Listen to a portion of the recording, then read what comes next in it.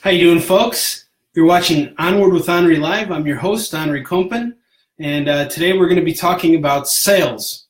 And sales is one of those things that I've already talked about. It's a very important aspect to what you're producing if you're in any business.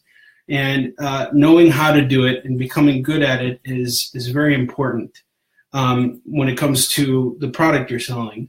And we're going to focus on comics today because that's our business.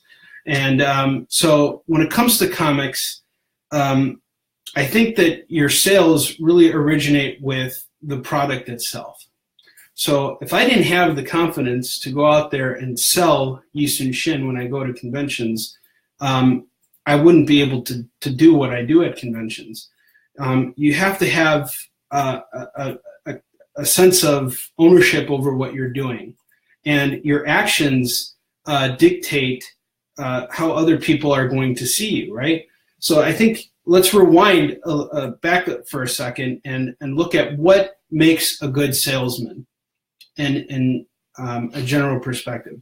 And let's look at how most people see salespeople in general. So, the typical person in sales, most of us kind of picture them as being, a shady guy who asks too many questions and doesn't know when to lay off and is constantly pushing, has a loud voice and is very obnoxious. And, it's the used car salesman. When we think of that, if I tell you, picture a salesman in your head, close your eyes and picture a salesman, you're thinking of the used car salesman. You're thinking of a guy who gets out there and, just does whatever he can to get your money.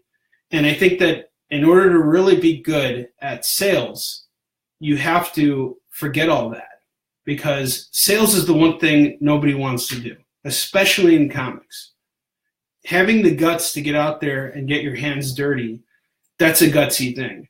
And it's something that has the ability to inspire people, even if even if you fall flat on your face doing it. The fact that you're willing to get out there and do it is important. So let's, for a minute, forget about how we see the typical salesperson, because if you look at a used car salesman, they're not good at what they're doing. They may be good at getting your money, but they're not truly selling something that matters to them, because the idea of a transaction, at least in my opinion, is something of equal exchange. I produce a comic that I spent money on and time on to produce, and you buy it for a certain value, and I want you to feel that you got your money's worth. And the money that I get in exchange for that is what, helps me keep going. So in terms of looking at it from that point of view, that is what business is, right? The transaction of two things, money for a product that is of value, equal to the money you're getting. And it's also about building relationships. So that's if you go in with that mindset, you're already a step ahead of where most people are. And the first question you should be asking yourself is, what kind of salesman do you want to be?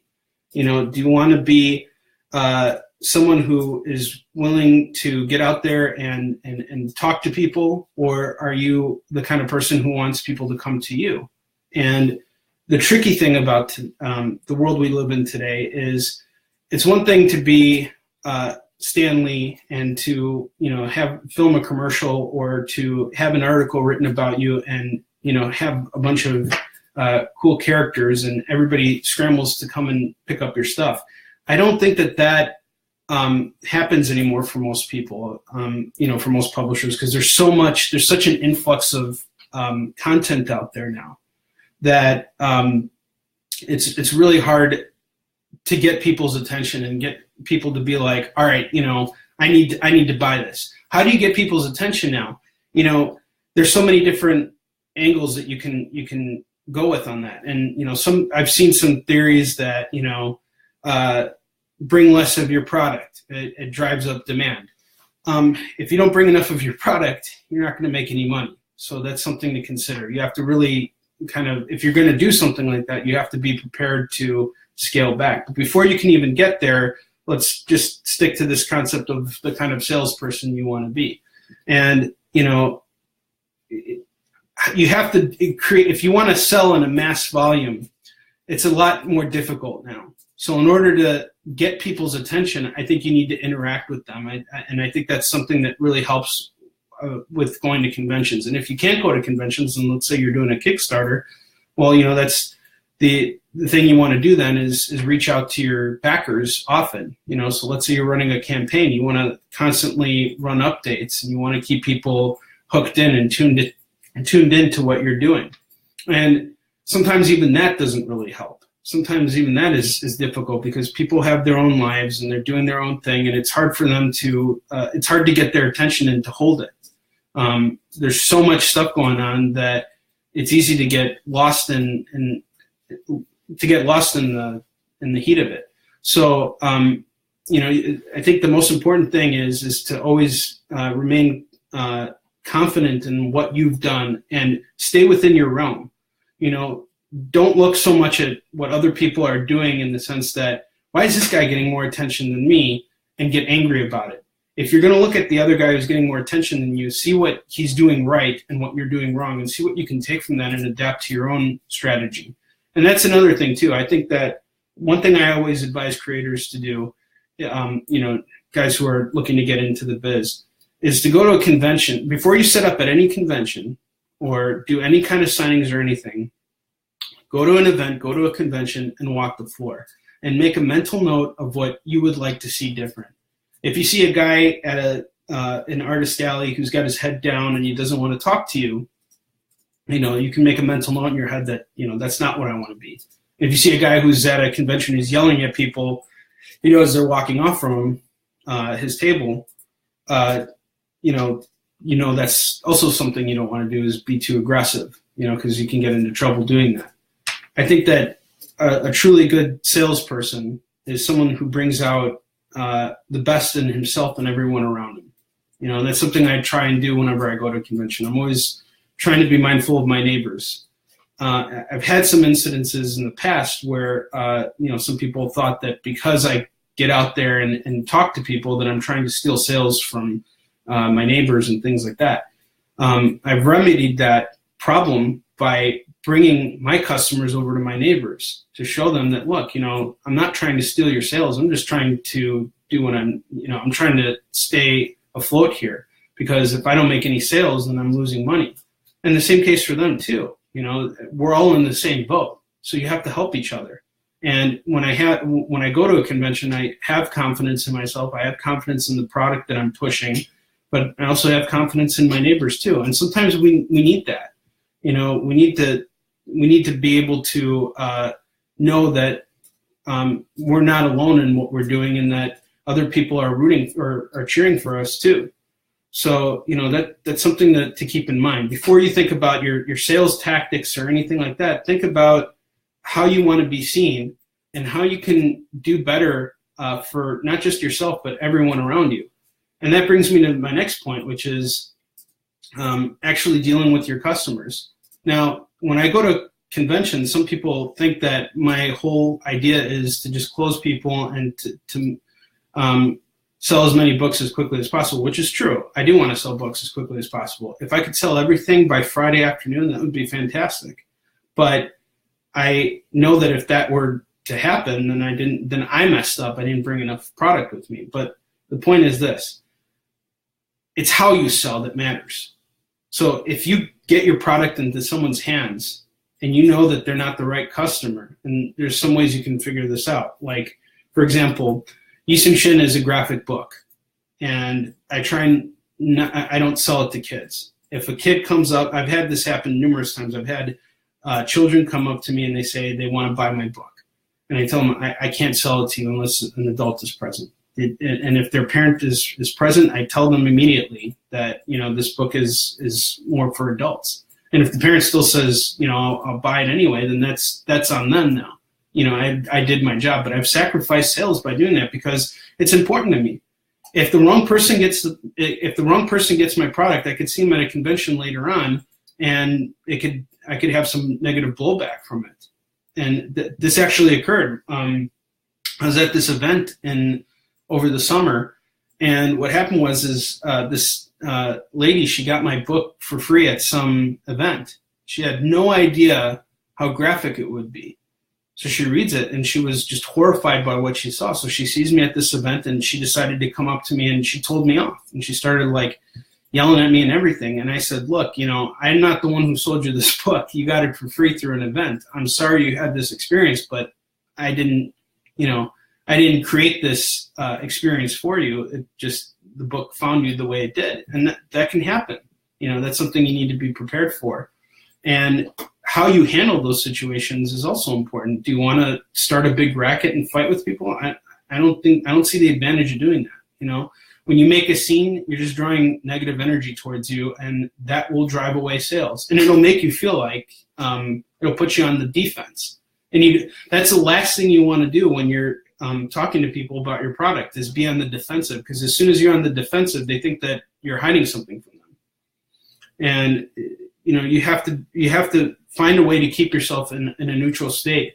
And it doesn't matter what's going on outside of the convention. You can find out that something terrible has happened, and you'll have to, block it and keep pushing forward because you're in the middle of a fight. You can't really let those kinds of things psych you out.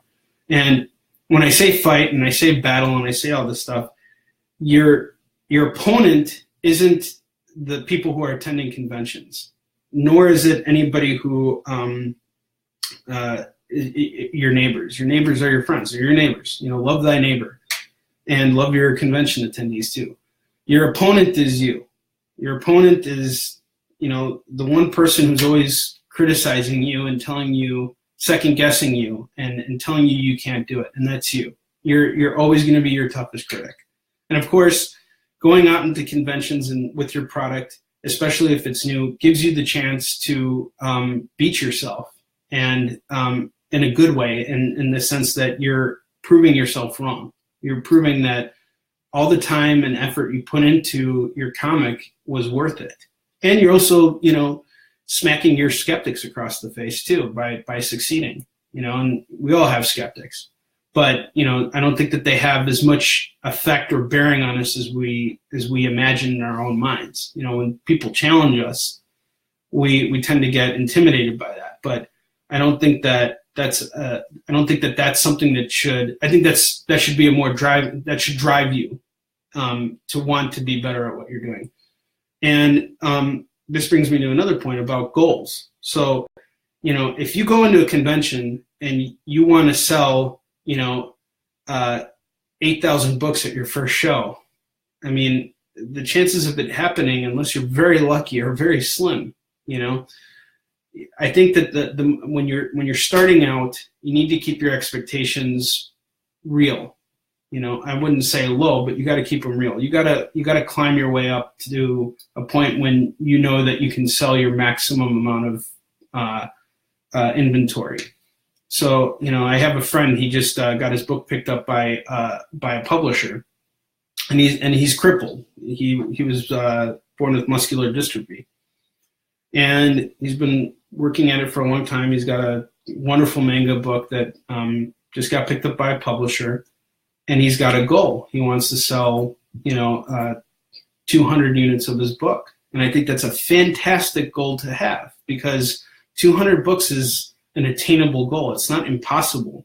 Now, Jason, my friend, he's not going to be able to go out there and sell these books himself, obviously. He's got a publisher to do that. But what he can do is promote, and he's been doing a hell of a job at it. And he found his window, which was, webcomics and building his online presence.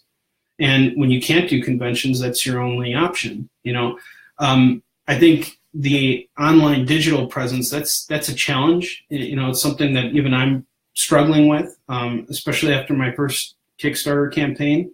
And it's something I'm hoping to get better at, and something that, I'm working on. And we all have our strengths and our weaknesses, and we want to build on our strengths, but we also want to see where we can improve our weaknesses too. So, that I think is an important thing. But I think the bottom line is that you want to be seen as a person that people can come to. I want people at conventions to feel comfortable to come to my table and know that they're getting a deal and to walk away with a smile on their face. Even if they don't buy anything from me, I don't want you to feel like I pressured you into something, because God only knows, I hand you a bookmark, I tell you about my book, you may not buy it today, but tomorrow you might decide otherwise. And depending on who I pitch, that person could, make or break a big deal for me. So I think it's essential to be mindful of who your audience is, because your audience is everyone, and you should be someone that people can approach. If you're abrasive and loud and obnoxious, people are not going to like you. And I might, have to shout sometimes at a big convention when there's herds of people coming by. I'll say like, hey, can I tell you about my comic? Because I'm trying to get people's attention. But as soon as you come by, I'm not going to continuously scream in your face. So if I do that, then I lose a sale. So, if you come by me at a convention and, I pitch you, I try and get a sense, and this comes from experience, I get a sense of your energy. I'm able to do that now. And I can adjust my tone to fit, your mood. And it's just something that's instinctual and from pitching so much. And if I get rejected, I don't get upset by that. I'm honestly not affected by rejection. I think that rejection is a part of this business, and it's something you need to be ready to handle. It's about having iron skin. It's getting out there and learning to take those hits and moving forward from them, because people have millions of reasons why they're not buying your book. It just may not be their genre, right? I get that a lot. This is not my genre. I don't like historical stuff. I like superhero stuff. That's totally cool. I'm not going to judge you. Look, I'm not particularly a big fan of, science fiction stuff. Some science fiction. I like other science fiction. Like I'm a big fan of Star Wars and Blade Runner and, other various things. I started watching Electric Dreams. I'm a big fan of that, Black Mirror. But in general, in terms of comics, I'm not really a big sci-fi guy. I've never really read any sci-fi comics that I've been a big fan of. So unless there's something about the story that really pulls me in, it's not really my genre. And look, that's cool. I'm also not a big fan of zombies. I've never really dug that stuff. But there are so many people out there that love zombies, and I'm not going to judge them for it. And I think that's another thing too, is social media in general has given us the ability to express ourselves. And because that's the case, we feel like we need to get everything out there. But the truth is you don't. And if you want to be really good at sales, you have to be considerate of the fact that people who like your work may also like something that you don't like. And that's totally cool. This is why I remain neutral on many topics, because especially when it comes to politics or religion, I think that if you start to express your opinions too openly about these two things, you're going to offend somebody, no matter what you do. So I typically, in general, I'm not really involved in politics. I personally don't think it affects me in any way. It can affect other people, absolutely. But me personally, it does not. It does not affect the growth of my business. It does not affect my family directly. So thus, I don't see a need for me to get out there and express myself about my politics. It's just, I have my opinions, and I vote with my person in private, and it's not something I need to push on other people. And I think that's the same thing about sales. I see a lot of people out there who are talking about sales and how to get better at it, and they're pushing their methods. But you need to develop your method. You need to, in order to become good at this very tricky thing that a lot of people just don't know how to get out there and do, because it's a scary thing. It's scary to put yourself out there. It's scary to think that you alone can have an effect on other people. But and it could either be positive or negative. And sometimes you just might feel stupid doing it, which is why I think it's that much more important to feel comfortable with it. before you think about going out there and setting those goals, think about how you want other people to see you when you're doing this thing. And once you do figure that out, go out there and just do your best. There's a very for those of you who don't know, I've always really been into martial arts throughout my whole life. And a couple of years ago, I read this really interesting book about different philosophies that various martial artists have developed.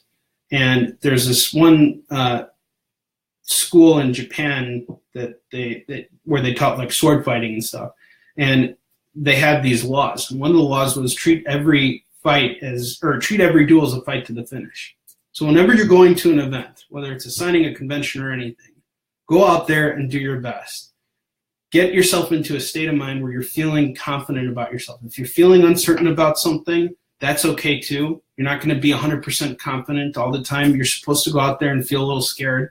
I haven't done a convention in 3 months. I got my next show coming up in a couple weeks. I'm a little scared about it. It's been a while. I don't know how I'm going to perform. I don't know what variables might have changed, but I still have confidence in myself and what I'm doing.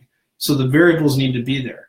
Another thing too is think about the product you're putting out there and be your harshest critic. Really make yourself work for the results that are going to give you the ability to get out there and really push this. And it doesn't matter if you have a publisher or not. Even if you have a publisher, you still have to get out there and sell your stuff. And people aren't just going to come flocking to your product. I wish that were the case, but there is no such product out there that doesn't. There is no such thing as a product that sells itself. Every product needs to be pushed. And if a product did sell itself, well then, more people would be putting out products like that. I just never seen anything that, doesn't need to be pushed or marketed in some way. So you need to get out there and you need to be able to get yourself into that state of mind that you can go out there and push this thing. And to do that, you need to have confidence. And that's where I'm going to leave it off for this week. Next week, I'm going to have a special episode of Onward with Onrie Live. I'm going to be packing up for Planet Comic-Con, which I'll be doing in 2 weeks in Kansas City, Missouri. Just going to kind of give you guys more of an inside look as to how I prepare for conventions. And then we're going to try and I'm still figuring out the details for this, but I'm going to do an actual Onward with Onrie Live at the actual show. Hopefully right before we sell out so you guys can see me in action. And I'll keep you guys posted on everything. Thank you so much for tuning in. It looks like we got a ton of people that dropped in today. Really happy to see you all. Thank you so much for tuning in. Onward to victory.